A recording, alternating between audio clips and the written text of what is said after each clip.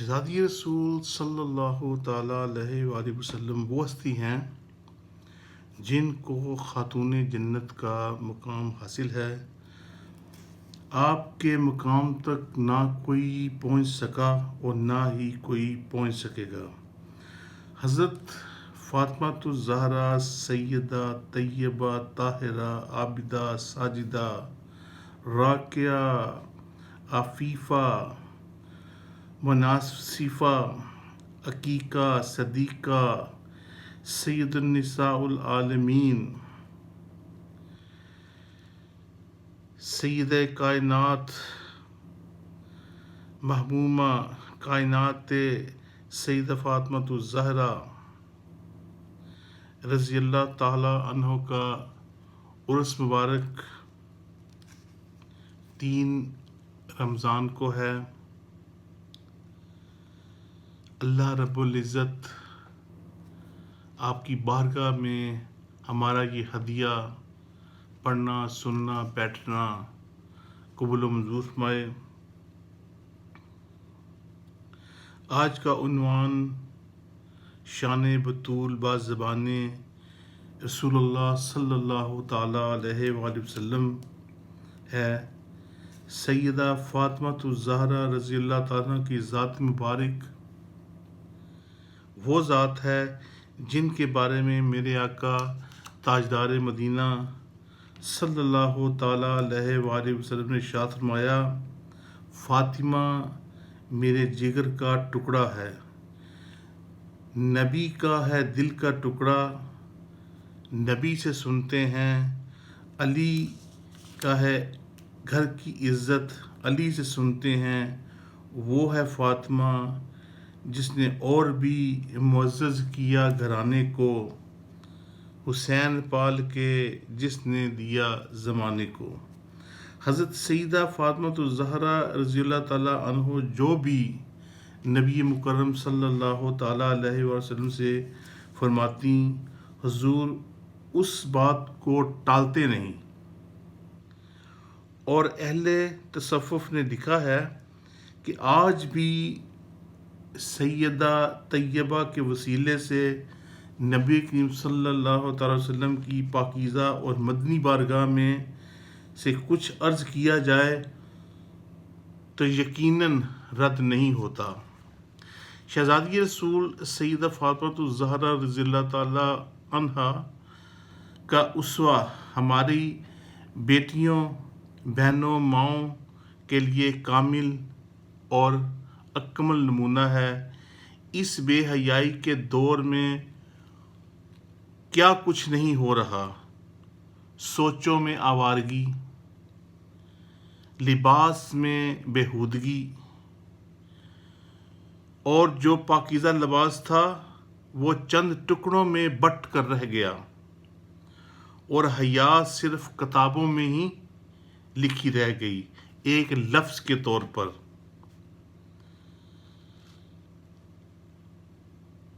اس کی نورانیت نظر نہیں آتی۔ یہ اڑتے ہوئے آنچل، یہ بکھرے ہوئے بال، یہ لہراتے ہوئے دوپٹے ایسے نظر آتے ہیں کہ یہ بے حیائی کے جنازے سڑکوں پر گھوم رہے ہیں۔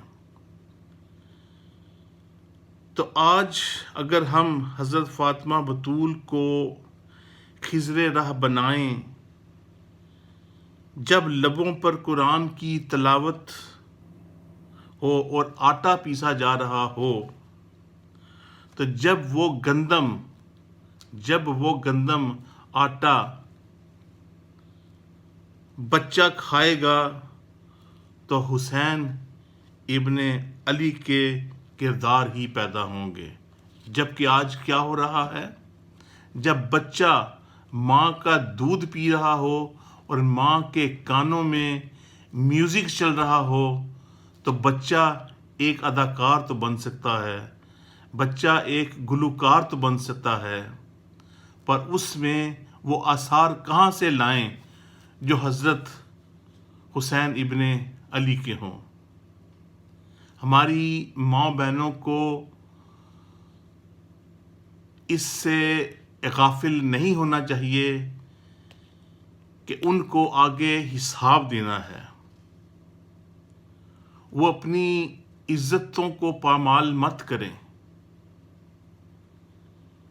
ایک گھریلو عورت بن کر کام کریں. ان کے بچے بھی ان سے بہت کچھ سیکھیں گے اور زمانے کو دکھائیں گے. جب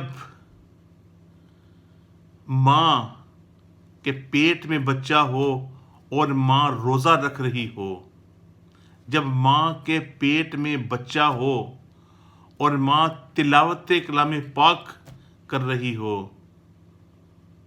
تو وہ یقیناً اس چیز کے اثرات اس بچے پر ہوتے ہیں. اور جب وہ دنیا میں آتا ہے تو ایک نمونے کے طور پر سامنے ہوتا ہے. اس کی آنکھوں میں حیا ہوتی ہے. وہ پیار سے جب ماں کو ماں کہتا ہے تو ماں پھولے نہیں سماتی. اور جب وہ بچہ بڑا ہو کر حافظ قرآن بنتا ہے، عالم دین بنتا ہے، اسلامک اسکالر بنتا ہے، تو اس ماں باپ کا چہرہ،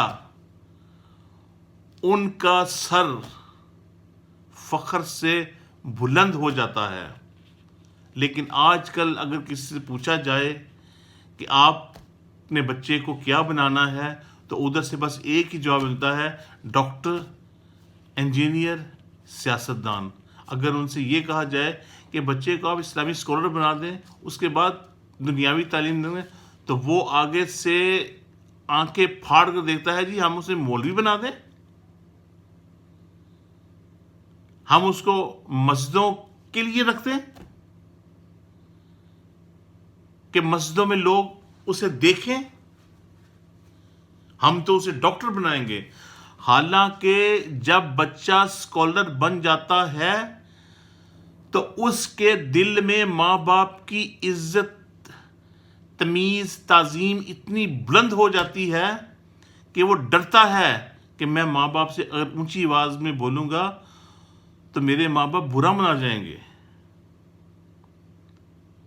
تو آج کل کے نوجوان جب یہ ڈاکٹریز اور اس سیاستدان بن جاتے ہیں، ان کے سامنے ان کے والدین کو ملازم کہا جاتا ہے تو وہ پھولے نہیں سماتے. وہ ڈرتے ہیں ماں باپ سے کہ ہماری بے عزتی نہ ہو جائے ان کے سامنے، ہمارے ماں باپ کچھ کہہ نہ دیں. اس لیے وہ اپنے ماں باپ کا تعارف ملازم کے طور پر کرواتے ہیں. تو میرے عزیز بہن بھائیوں، حضرت فاطمہ الزہرا کے کردار کو، ان کی سیرت کو پڑھیں، اپنائیں، تاکہ آپ کے بچوں کا کچھ مستقبل بن سکے. اپنی حیا کو ڈھانپیں کہ آپ نمونہ اسلام نظر آ سکیں. اللہ رب العزت ہمارا یہ سننا، پڑھنا، بیٹھنا اپنی بارگاہ الہی میں قبول و منظور فرمائے، اور نبی پاک صلی اللہ تعالی وسلم کی تعلیمات پر چلنے کی توفیق عطا فرمائے. آمین بجاہ النبی الامین، صلی اللہ تعالی علی خیر خلقہ محمد وعلی آلہ وصحبہ وسلم.